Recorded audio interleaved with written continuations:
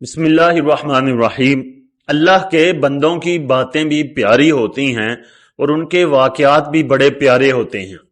حضرت وہب بن منبہ علیہ رحمہ فرماتے ہیں کہ اللہ تعالیٰ نے ایک دن حضرت ابراہیم علیہ السلام کو فرمایا کہ اے میرے پیارے خلیل، آپ رخت سفر باندھیے اور دنیا کے عجائبات دیکھیے۔ تو حضرت ابراہیم علیہ السلام نے زاد سفر باندھا اور چل پڑے۔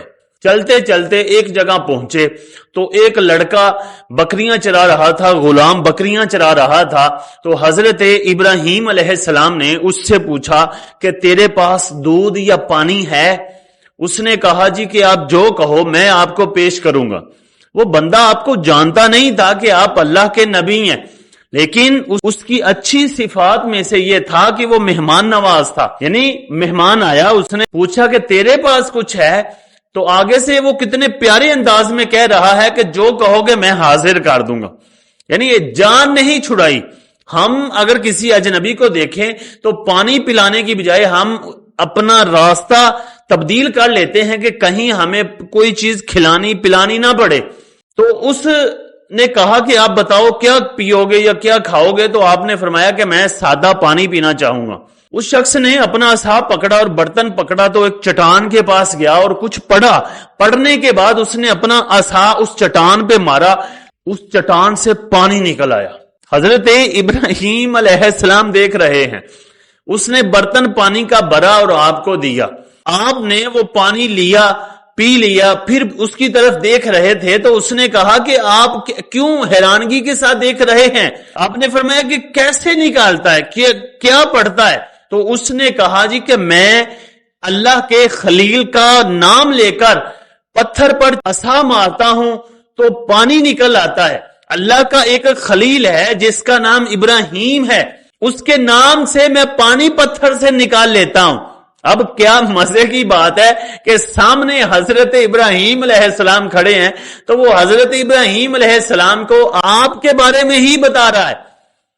آپ نے اس کی طرف دیکھا تو کہا کہ میں تجھے بتاؤں کہ میں کون ہوں؟ اس نے کہا جی۔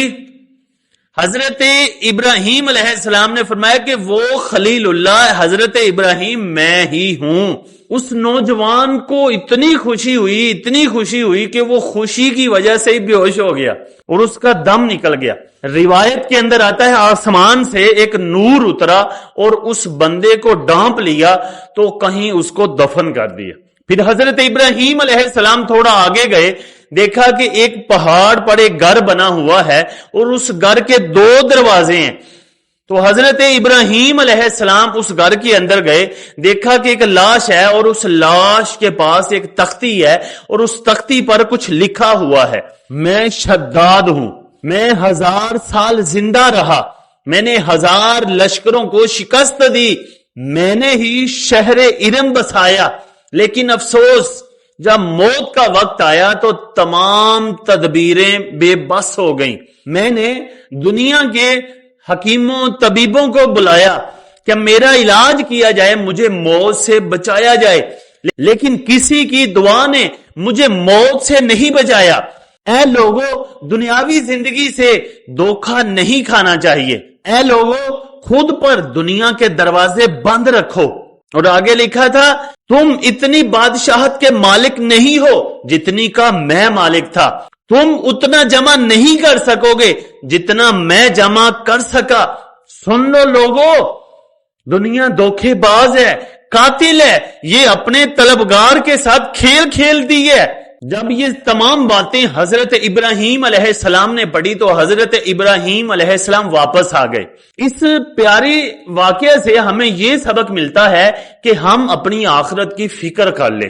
اگر ہم جنگل میں رہیں، کہیں بھی رہیں، اگر اللہ کے احکام کی فرما برداری کرتے رہیں گے تو اللہ کی کرم نوازیاں ہوتی رہیں گی، اور اگر اللہ کی نافرمانیاں کی تو دنیا بھی خراب ہوگی، آخرت بھی خراب ہوگی۔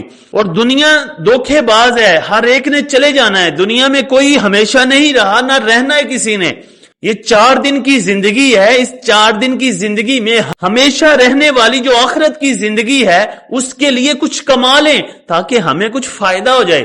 ہم نے کہیں جانا ہو تو ہم 4 پیسے لے کر جاتے ہیں، جہاں ہمیشہ رہنا ہے تو وہاں اعمال کی ضرورت ہے، بہت سارے اعمال کی ضرورت ہے۔ تو لہٰذا ہمیں چاہیے کہ ہم اپنی زندگی کے بارے میں ذرا سیریس ہو جائیں، ہم غور و فکر کریں کہ ہمارے پاس کتنے کی اعمال ہیں۔